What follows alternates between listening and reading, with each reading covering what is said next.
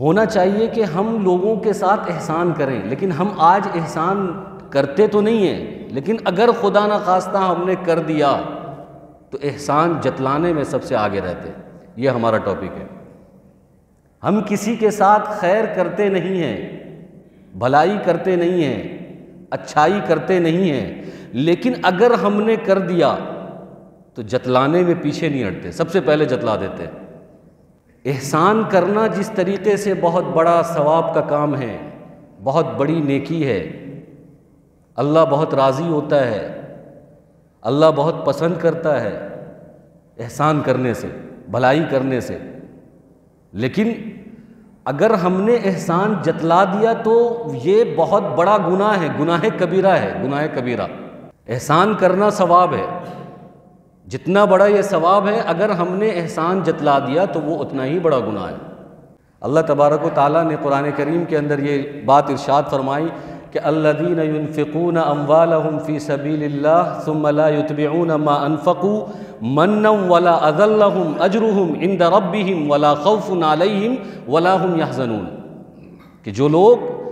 اپنے مال کو اللہ کے راستے میں خرچ کرتے ہیں، اللہ کا راستہ کوئی سب مخلوق پر خرچ کرے، دین پر خرچ کرے، یہ سب اللہ کا راستہ ہے، انسان پر خرچ کرے، کسی کو قرض حسنہ دے دے، کسی کی مدد کر دے، کسی کو اللہ کے راستے میں بھیج دے، مدرسے میں کسی کو لگا دے، مکتب میں کسی کو لگا دے، کسی معلم کی تنخواہ دے دے، کسی طالب علم کو پڑھانا شروع کر دے، اس پہ پیسہ خرچ کر دے، کوئی دعوت و تبلیغ میں جا رہا ہے، اس کے نان و نفقہ اور سکنے اور اس کے توشے کا انتظام کر دے، یہ سب اللہ کا راستہ ہے۔ تو قرآن کہتا ہے الذین ينفقون اموالهم فی سبیل اللہ، کہ جو لوگ اپنے مال کو اللہ کے راستے میں خرچ کرتے ہیں، ثم لا یتبعون ما انفقوا، اور پھر احسان نہیں جتلاتے جو وہ خرچ کرتے ہیں، احسان نہیں جتلاتے، منا ولا اذى لهم، اور نہ ان کو کوئی تکلیف دیتے ہیں، احسان نہیں جتلاتے اور تکلیف بھی نہیں دیتے، اجرهم عند ربهم، اس کا ثواب اس کے رب کے پاس ہے۔ یہ پہلا فائدہ ہے۔ اللہ کے راستے میں، اللہ کے دین پر، اللہ کے دین کے لیے جو لوگ خرچ کرتے ہیں، وہ چاہے کوئی سا بھی کام ہو لیکن دین کا کام ہونا چاہیے۔ خرچ ہم نے اللہ کے لیے کیا، اللہ کے دین پر کیا اور احسان نہیں جتلایا، لہم اجرہم عند ربہم، اس کا اجر و ثواب اللہ کے پاس ہے۔ ولا خوف علیہم ولا ہم یحزنون، اور ان پر نہ کوئی خوف ہے اور نہ کوئی رنج ہے۔ دنیا بھی ان کی بغیر خوف و خطر کے گزرے گی، آخرت میں بھی ان کو کوئی خوف نہیں ہوگا، دنیا میں بھی یہ رنجیدہ نہیں ہوں گے، آخرت میں بھی رنجیدہ نہیں ہوں گے۔ یہ وہ لوگ ہیں جو کسی کے ساتھ احسان کا معاملہ کرتے ہیں، اچھائی کا معاملہ کرتے ہیں، خیر کا معاملہ کرتے ہیں، کسی کو صدقہ دے دیتے ہیں۔ آج کا جو دور ہے، اس دور میں تو دینے کا کوئی سوال ہی پیدا نہیں ہوتا، ہاتھ تو ہمارا ایک دم پتھر بنا ہوا ہے، ہم دینے کے معاملے میں بالکل کنجوس ہیں، بس ہر آدمی یہ چاہتا ہے کہ ہمیں ہمارا حق مل جائے، سب کی یہی فکر ہے، صبح سے شام تک، شام سے صبح تک، سارے مقدمات آپ کورٹ میں جا کر دیکھیں، کس بات کے کہ میرا حق نہیں ملا ہے، اس لیے میں نے ایف آئی آر کیا ہوا ہے، کیس کیا ہوا ہے، مقدمہ چل رہا ہے، کیس چل رہا ہے، وکیل کو پیسے کا پیسہ کھلا رہے ہیں کہ بھائی میرا حق نہیں مل رہا، جتا دو، پھر تم کو بھی اس پر پرسنٹیج ملے گا۔ لیکن کوئی بندہ یہ نہیں سوچتا کہ میں نے دبایا کتنوں کا حق ہے، اپنے اپنے حق کی پڑی ہے۔ بھائی ہر آدمی اگر یہ سوچنے لگے کہ میں کسی کا حق نہ دباؤں، کسی کا حق کہیں ضائع نہیں ہوگا، سب کا حق برابر سے مل جائے گا۔ ہر آدمی اس بات کی کوشش میں ہے کہ مجھے میرا حق ملنا چاہیے، اور اس سے صرف نظر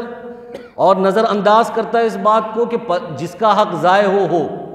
دوسرے کا حق ہم روک کے رکھ کے چلے گا، لیکن ہمیں ہمارا حق ملنا چاہیے۔ اس وجہ سے مقدمات چل رہے ہیں، کورٹ میں ہیرنگ چلتی رہتی ہے، مہینے پہ مہینہ، تاریخ پہ تاریخ چلتی رہتی ہے۔ میں یہ کہہ رہا ہوں کہ لینے کے لیے تو ہمارے پاس ہزار راستے ہیں، ادھر سے نہیں تو ادھر سے، ادھر سے نہیں تو ادھر سے لیتے ہیں ہم، لیکن دینے کے لیے ہزار بہانے ہیں کہ نہیں دینا ہے، ہزار بہانے ہزار ہیلے ہیں نہیں دینے کے، اور لینے کے ہزار راستے ہم نے اپنا رکھے ہیں۔ اس کو اگر ہم سدھارنا چاہتے ہیں تو ہر آدمی یہ فیصلہ کر لے کہ بھائی مجھے میرا حق تو مل کر رہے گا، لیکن میں ایک بات یہ طے کرتا ہوں کہ میرے پاس کسی کا حق نہ رہے، میں سب کا حق دوں گا۔ ہر آدمی اگر اس تھنک کے ساتھ، اس سوچ کے ساتھ زندگی گزارے، یہ سماج بہت پاکیزہ سماج بنے گا۔ اس سماج میں کسی کا حق ضائع نہیں ہوگا، اور سماج کسی کا حق ضائع نہیں کرے گا، کیونکہ ہر آدمی کی سوچ یہ ہے کہ بھائی میں کسی کا حق نہیں دباؤں گا، میں کسی کا حق نہیں پچاؤں گا، میں کسی کا حق نہیں روکوں گا، میرا جو حق کسی کے پاس ہے وہ تو میں لوں گا، لیکن میرے پاس اگر کسی کا حق ہے تو میں اپنی طرف سے جا کر اس کو دوں گا، اس کی منت سماجت کر کے دوں گا، بھائی یہ آپ کا حق ہے۔ ایسا ولی اس دور میں ملے گا کیا؟ آپ نمازی بہت دیکھے ہوں گے، حاجی بہت دیکھے ہوں گے،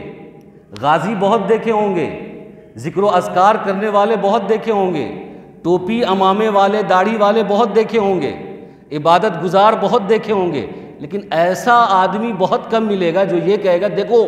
میں اعلان کرتا ہوں کہ مجھ پر جن کا حق ہے وہ مجھ سے آ کر لے لے، میں خون کے آخری قطرے تک بیچ کر اس کا حق ادا کروں گا۔ ایسا بہت کم ملے گا۔ ہاں یہ اعلان کرنے والے آپ کو ملیں گے کہ میرا حق اس نے دبا لیا، اس نے دبا لیا، اس نے دلا دو، دبا لیا، دلا دو، یہ اعلان کرنے والے ہر جگہ آپ کو ملیں گے۔ لیکن جب آپ تحقیق کرنے جائیں گے تو پتہ چلے گا کہ وہ بھی دسیوں کا حق دبا کر بیٹھا ہوا ہے۔ خیر میں یہ کہہ رہا تھا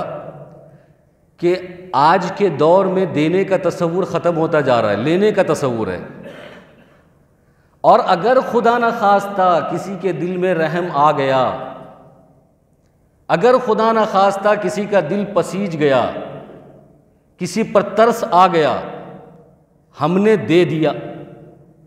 کسی کو ہدیہ دے دیا یا کسی کو عطیہ دے دیا یا کسی کو صدقہ دے دیا۔ دینے میں بہت ساری چیزیں ہیں، ہم گفٹ بھی کرتے ہیں، ہدیہ بھی کرتے ہیں۔ ہدیہ اور صدقہ میں فرق یہ ہے کہ ہم ہدیہ کسی کو بھی دے سکتے ہیں، اس کو ضرورت ہو یا نہ ہو۔ بادشاہوں کو بھی ہدیہ دیا جاتا ہے، مالداروں کو بھی ہدیہ دیا جاتا ہے، اور ہدیہ دینا چاہیے، اس کا بھی رواج ہمارے سماج میں نہیں ہے، ہدیہ کا رواج نہیں ہے۔ اللہ کے نبی صلی اللہ علیہ وسلم نے حدیث کے اندر یہ ارشاد فرمایا کہ تہادو تحابو، کہ ایک دوسرے کو ہدیہ دیا کرو تاکہ محبت بڑھے گی، اور محبت بھی ایک عبادت ہے، انسانیت سے محبت کرنا، لوگوں سے محبت کرنا، مسلمان سے محبت کرنا، پڑوسیوں سے محبت کرنا، بیوی سے محبت کرنا، بچوں سے محبت کرنا، علماء سے محبت کرنا، اور اپنے مقتدی سے محبت کرنا، اپنے امام سے محبت کرنا، یہ بھی ایک عبادت ہے۔ تہادو تحابو، کہ ایک دوسرے کو ہدیہ دو، محبت بڑھے گی، دوریاں ختم ہوگی، نفرت ختم ہوگی۔ آج جو ہم نفرت کے آگ میں جھلس رہے ہیں، ہر آدمی کینہ پال کے بیٹھا ہوا ہے، دل میلا کر کے بیٹھا ہوا ہے، کوئی کسی سے شکل ملا کر بات کرنے کے لیے تیار نہیں ہے، پیٹھ دکھا رہا ہے۔ اس کی وجہ یہ ہے کہ کسی کا دل کسی کے لیے صاف نہیں ہے، سب ایک دوسرے سے نفرت کر رہے ہیں۔ ظاہر میں لگے گا کہ ہاں بڑے پرتپاک لوگ ہیں، بڑے مہذب لوگ ہیں، بڑے صاف اور شستہ لوگ ہیں، فرشتہ بھی اس کو دیکھے تو شرما جائے، یہ اتنا سیدھا اور سمپل لگتا ہے، لیکن دل گندا ہے، نفرت سے بھرا ہوا ہے، کینے سے بھرا ہوا ہے، بغض سے بھرا ہوا ہے، کیونکہ ہم بغیر غرض اور بغیر مفاد کے کسی کو کچھ دیتے کہاں ہیں؟ جب تک ہمارا خود کا کوئی فائدہ نہ ہو، جب تک ہم کسی سے کچھ لینا نہ چاہتے ہوں، اس وقت تک تو ہم کسی کو کچھ دیتے ہی نہیں ہیں۔ اللہ کے نبی صلی اللہ علیہ وسلم فرماتے ہیں تہادو تحابو، ہدیہ دیا کرو ایک دوسرے کو، محبت کا اظہار کرو کہ ہم آپ کی محبت کی وجہ سے آپ کو ہدیہ دے رہے ہیں، اور کوئی غرض نہیں ہے ہماری، اور کوئی مقصد نہیں ہے، اور کوئی مفاد نہیں ہے، بس محبت ہے اس لیے دے رہے ہیں۔ اس سے محبت بڑھے گی، دوریاں ختم ہوگی، نفرت ختم ہوگی۔ دینے کا دو طریقہ ہے، یا تو ہم ہدیہ دیں، اور ہدیہ کسی کو بھی دے سکتے ہیں، وہ چاہے ضرورت ہو اس کو یا نہ ہو، بڑا ہو چھوٹا ہو، مالدار ہو شہنشاہ ہو فقیر ہو، کسی کو بھی دے سکتے ہیں۔ اور دوسرا ہے کہ صدقہ ہم دیتے ہیں، میں یہ کہہ رہا تھا کہ آج تو دینے کا رواج ہے نہیں، لیکن خدا نخواستہ اگر ہم نے کسی کو ہدیہ دے دیا،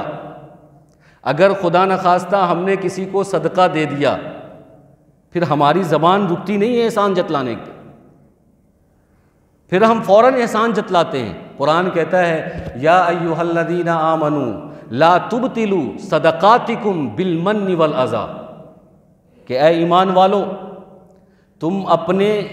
احسانات کو، اپنے صدقات کو، اپنے خیرات کو، اپنے عطیات کو، اپنے ہدیے کو، اپنے گفٹ کو احسان جتلا کر، تکلیف دے کر ضائع نہ کرو، باطل نہ کرو، برباد نہ کرو۔ اگر تم نے کسی کو کوئی گفٹ دے ہی دیا ہے، خیرات کر ہی دی ہے، صدقہ دے ہی دیا ہے، کسی کی ضرورت پوری کر ہی دی ہے، تو اب اس کو جتلانے کی ضرورت نہیں ہے، اس کو بتانے کی ضرورت نہیں ہے، اور اس کو تکلیف دینے کی ضرورت نہیں ہے، اس کے سیلف ریسپیکٹ کو مجروح کرنے کی ضرورت نہیں ہے، اس کے عزت نفس کے ساتھ کھیلنے کی ضرورت نہیں ہے، اس کو ذلیل اور حقیر کرنے کی ضرورت نہیں ہے 10 لوگوں کے سامنے۔ نہیں تو صدقہ، خیرات، عطیہ، گفٹ یہ سب بیکار اور برباد ہو جائے گا۔ آپ کو مثالوں سے بات سمجھ میں آئے گی۔ مثال کے طور پر ہم نے مسجد میں چندہ دیا، ہم نے مدرسے میں چندہ دیا، ہم نے کسی معلم کو چندہ دیا، کسی مدرس کو چندہ دیا، کسی مبلغ کو چندہ دیا، دین کے کام کے لیے دیا، ثواب کی امید سے دیا، اخلاص کے ساتھ دیا۔ اب کل ہو کر کھڑا ہو گئے کہ دیکھیں مولوی صاحب، ہم زیادہ چندہ دیے ہیں، ہم کو بولنے کا زیادہ حق ہے، اور ہماری بات آپ کو ماننا ہوگا، کہ ہماری وجہ سے مدرسہ چلتا ہے، ہماری وجہ سے مسجد چل رہا ہے، ہماری وجہ سے یہ چل رہا ہے۔ یہ احسان جتلانا ہے۔ بھائی آپ نے دیا اپنی آخرت کے لیے دیا، آپ نے دیا ثواب کی امید کے لیے دیا۔ اب یہ کیا احسان آپ جتلا رہے ہیں کہ بھائی ہم نے جو چندہ دیا ہے تو بات ہماری مانی جائے گی، بورڈ پہ نام ہمارا لکھا جائے گا، اعلان میں نام ہمارا ہونا چاہیے، اور مسجد چونکہ ہماری وجہ سے چلتی ہے، مدرسہ چونکہ ہماری وجہ سے چلتا ہے، تو بات ہماری مانی جائے گی۔ یہ بھی احسان جتلانا ہے۔ اسی طریقے سے آپ نے کسی آدمی کو یوں کہا کہ اگر میں اس کی تعلیم پر خرچ نہیں کرتا، میں اس کی فلاں سورس میں اس کا نہیں لگاتا، تو آج یہ اس مقام پر نہیں ہوتا۔ آج جو آپ اس کو پھلتا پھولتا دیکھ رہے ہیں، کامیاب دیکھ رہے ہیں، اور جاب ہولڈر دیکھ رہے ہیں، بہت ہی پیسہ کما رہا ہے، یہ تو میں نے فلاں زمانے میں جب یہ مجبور تھا، کچھ نہیں تھا اس کے پاس، تو میں نے اس کی مدد کی تھی، میں نے اس کا کاغذ آگے بڑھایا تھا، میں نے جو ہے وکیل کر دیا تھا، میں نے اس کا کیس لڑا تھا، میں نے پیسہ لگایا تھا۔ یہ بھی ایک طرح کا احسان جتلانا ہے۔ بہت سارے لوگ آج کل کا تو سماج مرا ہوا ہے، مردہ سماج ہے، وہ تو ڈائریکٹ منہ پر احسان جتلاتا ہے۔ بہت جو نفیس طبیعت کے لوگ ہوتے ہیں، باریک طبیعت کے، شریف طبیعت کے لوگ، وہ ڈائریکٹ احسان نہیں جتلاتے، وہ انڈائریکٹ احسان جتلاتے ہیں۔ دونوں کا معنی ایک ہی ہوتا ہے۔ مثال کے طور پر یہ شریف لوگ جب کسی کو کچھ دیتے ہیں تو یہ نہیں کہتے کہ میں نے آپ کو دیا ہے، یہ نہیں کہتے،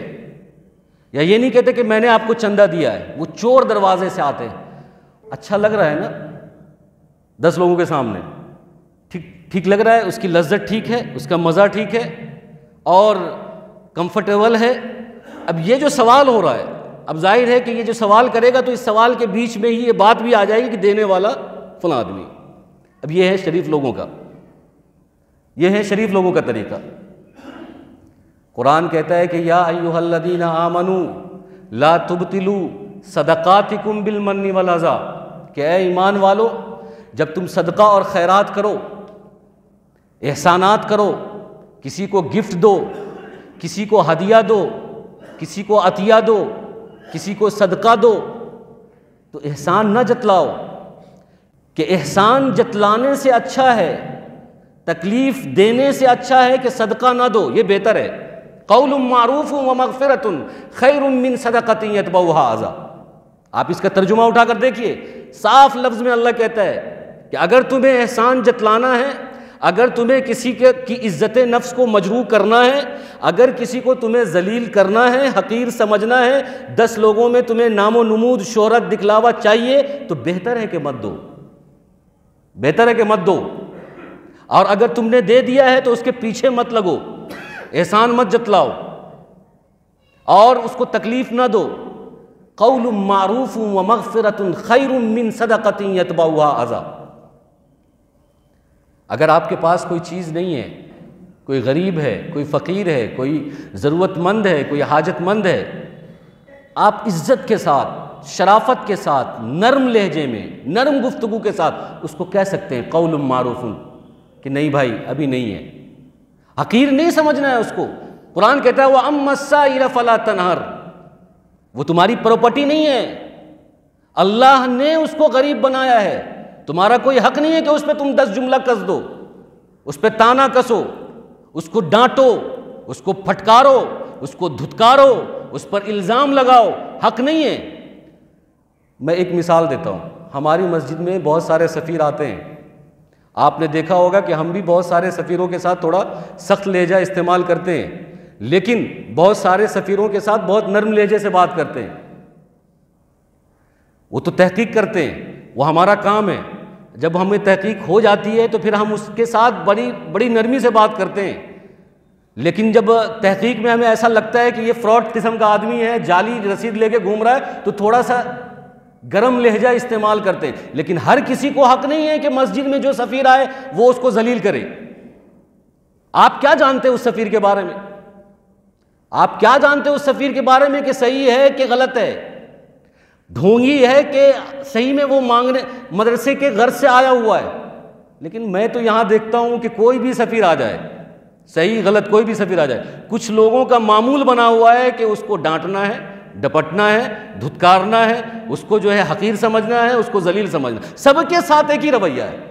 وَأَمَّا السَّائِلَ فَلَا تَنْهَرْ۔ یہ کسی اور کے لیے نہیں مانگ رہا، اللہ کے دین اور اللہ کے مدرسے کے لیے مانگ رہا ہے، مدرسے کے لیے، طالب علم کے لیے مانگ رہا ہے، اپنے پیٹ کے لیے نہیں مانگ رہا ہے۔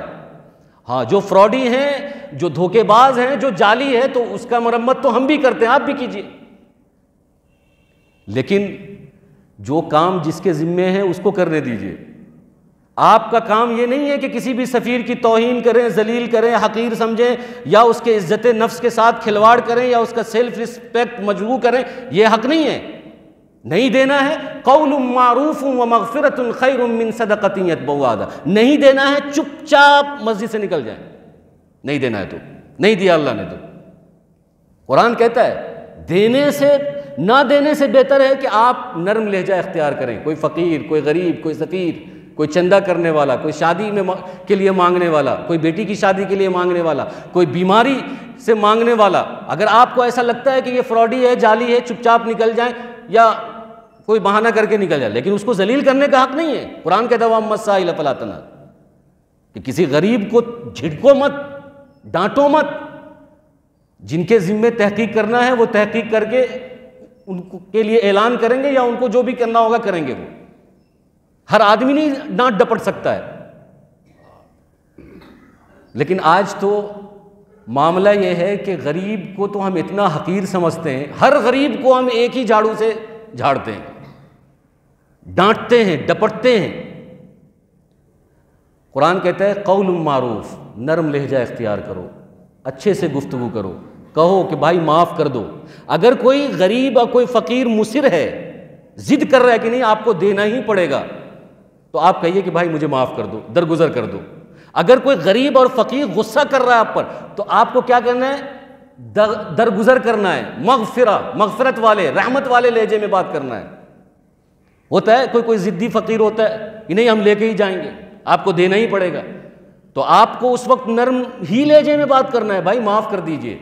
درگزر کر دیجئے، ابھی نہیں ہے، پھر کبھی ہم دیں گے، یا آپ تک ہم خود پہنچ جائیں گے، ہمارے پاس ابھی ویسے حالات نہیں ہیں۔ ہم نرم لہجے میں اس سے بات کر سکتے ہیں۔ چونکہ بات طویل ہو رہی ہے، میں ایک حدیث سنا کر اپنی بات کو ختم کرتا ہوں کہ احسان کوئی کرتا نہیں ہے آج کے دور میں، لیکن جو کرتا ہے وہ جتلانے آ جاتا ہے۔ میں نے کئی مثالوں سے آپ کو سمجھایا ہے، اللہ کرے کہ آپ کو بات سمجھ میں آ جائے، آپ اس کی باریکی کو سمجھیں۔ کہ اپنے ہاتھ کو کھول کے رکھیں، غریبوں کے لیے، فقیروں کے لیے، گفٹ کے لیے، صدقے کے لیے، خیرات کے لیے، عطیہ کے لیے کھول کے رکھیں۔ اگر اللہ نے دیا ہے تو دیجئے، اللہ اور نوازے گا، لیکن احسان مت جتلائیے۔ اگر احسان جتلاتے ہیں، بخاری مسلم کی روایت ہے، اللہ کے نبی صلی اللہ علیہ وسلم فرماتے ہیں ثلاث لا یکلمہم اللہ یوم القیامہ ولا ینظر الیہم ولا یزکیہم، کہ 3 شخص ایسا ہے جس کو اللہ تبارک و تعالی قیامت کے دن توجہ نہیں فرمائے گا، اس سے بات نہیں کرے گا، اس کی طرف نظر رحمت نہیں ڈالے گا، اس کو پاک و صاف نہیں کرے گا۔ کون 3 شخص؟ المسبل، جو اپنے ازار کو ٹخنے سے نیچے تکبر کی وجہ سے پہنتا ہو، اس بیماری میں بھی سب مبتلا ہیں۔ یہ الگ ٹاپک ہے، اس پر میں کبھی بات کروں گا کہ پیجامہ اور پینٹ کو ٹخنے سے نیچے پہننا یہ کتنا بڑا جرم اور گناہ ہے۔ اگر اس پر بات کریں تو پھر میری اگلی بات رہ جائے گی، لیکن اس پر ہم آپ سے بات کریں گے انشاءاللہ، وعدہ ہے۔ تو المسبل یہ وہ گناہ کرنے والا ہے جو پیجامہ اور پینٹ ٹخنے سے نیچے پہنتا ہے، اللہ رحمت کی نگاہ اس پر نہیں ڈالے گا، اس سے بات نہیں کرے گا، اس کو پاک و صاف نہیں رکھے گا۔ اور دوسرا ہے المنان، احسان جتلانے والا، احسان کر کے احسان جتلانے والا۔ کسی کو دیا، جتلا دیا، ہم نے آپ کو دیا تھا، آپ کی میری وجہ سے آپ اس پوزیشن پہ ہیں، میرے سورس کی وجہ سے آپ اس پوزیشن پہ، آپ کو ہم نے یہ دیا، ایسا دیا، ویسا دیا، یہاں دیا اور چندہ دیا، تو ہماری بات ہونی چاہیے، ہماری بات ماننی چاہیے، ہمارا بورڈ لگنا چاہیے، ہمارا نام آنا چاہیے۔ تو اللہ تبارک و تعالیٰ کہتے ہیں کہ ان لوگوں کی مثال ایسی ہے فَمَثَلُهُ كَمَثَلِ صَفْوَانٍ عَلَيْهِ تُرَابٌ فَأَصَابَهُ وَابِلٌ فَتَرَكَهُ صَلْدًا، کہ ان لوگوں کی مثال ایسی ہے کہ ایک سادہ پتھر ہے اور کچھ دن میں اس پر دھول جم گئی اور پھر اس پر گھاس آ گیا، پھر بارش ہوئی اور پورا کا پورا دھول اور گھاس سب صاف ہو گیا۔ اللہ اس مثال سے یہ سمجھانا چاہ رہے ہیں کہ سادہ پتھر کوڑا کاغذ تھا، پہلے دھول جمی، گھاس آیا، ہریالی نظر آئی، لیکن پھر جب بارش ہوئی تھوڑی سی، پورا پھر سے کوڑا کا کوڑا ہو گیا۔ تو ایسا ہی وہ شخص ہے جو پہلے کوڑا تھا لیکن اس نے احسان کیا، اس نے صدقہ کیا، اس نے خیرات کیا، اس نے عطیہ کیا، اس نے گفٹ کیا، اور پھر کچھ دن کے بعد وہ جو ہے احسان جتلا دیا، تو پھر سے وہ کوڑا کاغذ ہو گیا، اب کچھ نہیں بچا اس کے پاس، کچھ نہیں بچا۔ یا ایھا الذین آمنوا لا تبطلوا صدقاتکم بالمن والاذی، اس آیت کو یاد رکھیے گا کہ اے ایمان والو، تم اپنے صدقہ سے، اپنے خیرات سے، اپنے احسانات سے کسی کو تکلیف نہ دو یا احسان نہ جتلاؤ، کیونکہ اگر ہم احسان نہیں جتلاتے ہیں تو قرآن کہتا ہے لہم اجرہم عند ربہم ولا خوف علیہم ولا ہم یحزنون، کہ اللہ تبارک و تعالیٰ کے پاس ان کا اجر ہے اور اللہ اس کو رنج و غم سے پاک کرتے ہیں، دنیا اور آخرت دونوں میں۔ تو دینے والا اپنی نیت کو صاف کر دے، اخلاص کے ساتھ دے، اس نیت سے دے کہ بھائی میں کبھی احسان نہیں جتلاؤں گا۔ وہ ایک لطیفہ ہے نا کہ ایک شادی میں کسی دوست نے کسی کو شیروانی دی اور بارات جا رہی تھی، دلہا بھی ساتھ میں تھا، تو پوچھتا تھا بھائی نوشہ کون ہے؟ تو اس کا دوست کہتا تھا کہ نوشہ تو یہ ہے لیکن شیروانی میری ہے، نوشہ تو یہ ہے، شیروانی میری ہے۔ اس کی ضرورت نہیں تھی بتانے کی، صرف یہ بتا دے کہ بھائی نوشہ یہ ہے، شیروانی کس کی ہے، ضرورت نہیں ہے بتانے کی۔